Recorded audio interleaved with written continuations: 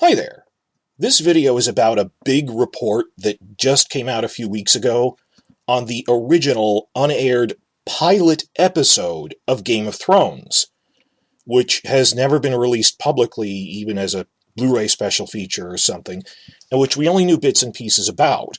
Just why did it fail, and the road from books to TV series, and the development process.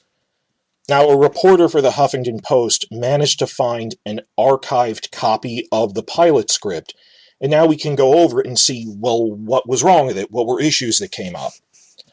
Now, if you're new to this, the unaired pilot episode was an infamous disaster. That Benioff and Weiss repeatedly talked about this, that there was a private screening they gave of the finished version of it to other screenwriters they were friends with, such as Craig Mazin, and he had this full notepad in front of him, this full notebook that he was ready to fill out with various pieces of advice he wanted to give, and it just sticks out in their mind, this moment at the end where he came up to them and his notebook was entirely blank. He hadn't filled in multiple pages. The only thing written on it was on the top page was blank, except for 2 words he had written. Massive problem, written in all capitals and underlined 3 times and circled. Yeah, I don't know which is worse, that they made something that bad that it generated that much of a reaction, or that, if you think about it from the way they talk about it, they didn't even realize there was something wrong with it. That it's not, oh, we've been working hard on this, we're having all sorts of problems, can you give us advice to help fix this? They've repeatedly described these were things that did not even occur to us, that they were oblivious to. First and foremost, basic exposition was awful.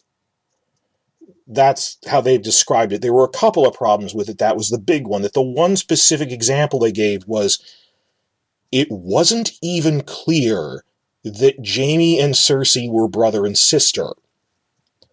And this isn't like, oh, well, we didn't make it clear in the first episode that Robb and Arya Stark are brother and sister. This is the cliffhanger ending to the pilot, is that Cersei's having sex with Jaime, her own twin brother, and they never actually say they're brother and sister in dialogue. So this isn't something you would present to other people and go, we are aware it's bad, how do we fix it? They didn't realize they had made that mistake. And these other writers are just gaping at them, and they were proud of this, going, you don't even realize there are crippling problems in this. Now, for years I bought the line that, Benioff has a way of, dismissing criticisms of, oh yeah, Dorn was like that. These things happen. Or, yeah, I've never worked in TV before, but, it's one of those things. It's one of those things. That, oh yeah, well, the first pilot failed, but, it's one of those things. It isn't an everyday occurrence. It is really unusual that the first pilot failed and they were given a second chance. That never happens. And again, there are videos of Benioff explaining this. Basically, he extorted HBO that this was the most expensive TV pilot in history, $10 million. And Richard Plepler, their CEO, and a couple other executives called him into a meeting, Benioff says the worst one of his life, where all the lies had fallen away, and they confronted him that you flat out lied about your credentials, that you don't know how screenwriting works, you have no training or experience in it, objectively. You don't have a degree, you haven't worked in prior television. Separate from that, you don't know how TV production works. We're getting these set reports from department heads saying you're asking them basic questions or making basic mistakes about how the editing process works, things you're ignorant of, that you didn't know how to coordinate the small army of a TV production. And caught red-handed, he didn't try to spin it as, some people who are show apologists in the comments of this will try to spin this of, oh, well, adapting books is hard. Or, one of these things is, you just plain forgot to say in dialogue that Jaime and Cersei are brother and sister. This has nothing to do with the difficulty of a dense book. That he didn't try to put a spin on it because he'd been caught red-handed. And as he's described it, he just said, you got me, but you spent $10 million on this, and you will have to explain to your superiors at Time Warner that you didn't vet me properly. That, do you want to stand up and admit you're the idiot who hired me and spent this much money on me this late into production without checking on me? And this was a lot of money, so basically he told them, if you want to see a return on that investment, you will give me a second chance. And at the very least, we'll make back the money you invested and break even on season 1. This is like when bad movies come out and studios release them anyway in theaters just to make back some of the production costs. This is why HBO was never that confident in Game of Thrones that in early seasons they would only renew it one season to the next, even like seasons 2 to 3, that they always knew there was something wrong with David Benioff, that he had flat out lied to them about his credentials, and that he was unqualified to run a TV show, just in as many words. And they thought they could prop him up by, getting other producers in there to clean it up. They had their best spin doctors on this. And, as a figurehead, you can almost see this working with him as a figurehead. Well, we got the best costumers, the best set designers. Other producers were coming in to actually handle running the sets because he didn't know how. For a couple of seasons, this worked, until The Red Wedding came out and suddenly they were international megastars, and then they took the training wheels off.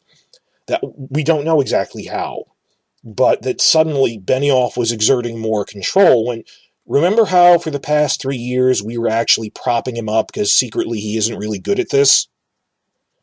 And he would start micromanaging and taking more and more control. And people who used to be there telling him, no, you know nothing about editing, this isn't how it works, we'll do it for you. He was telling them, go away, I know what I'm doing. The theme of all of this is that HBO was actively hiding details about the unaired pilot from us. It was no accident. They didn't want us to see the true extent of just how incompetent Benioff was. Yeah, we knew it was a failure, but you could kind of blame, the books are hard to adapt. That if you really look at this and go, these are basic mistakes, and in the press it would start raising questions of, why did you give someone obviously this unqualified a second chance?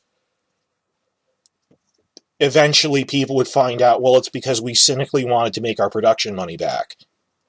That it would fuel grounded criticisms of Benioff being in charge of this, of the people who put him in charge. So that's why it's such a big boon to us to actually see the version of the pilot script that Martin submitted. So I just spent the weekend heavily rewriting up the pilot episode article on Game of Thrones Wiki, where I'm an administrator. That now there's scene-by-scene subheader breaks going over specific plot points and what was changed in it from the different versions of the pilot. So this video is highlighting the biggest new information that we got from the pilot script that Martin submitted to that archive. It's not going down detail by detail over everything we ever heard about the pilot episode. That would take 3 hours. If you want full information, go to the wiki article, which talks about how we're trying to work backwards to figure out just what was in the final version of the unaired pilot. Not just a script, but the final cut video that they screened to HBO, that if it was so bad, what did it look like? What was in it? Broadly, we have 3 sources. First, direct statements by cast and crew about filmed scenes, or sometimes just scripted scenes, but we can kind of guess. Things that they confirmed this was something in it at some point. Second, there actually was a script draft circulating online for years. Then why are we talking about the one Martin just submitted? Well, the online script, as I call it, was of unknown date and origin. So we couldn't use it as a cited source for wiki articles or something. And most people were aware of this thing just floating around on the internet, being shared and reshared. We're 99% sure it's real. The true question is this the final shooting script, that this is what the video is like, or maybe it's a really early draft script that doesn't accurately reflect that? And that is still an open question.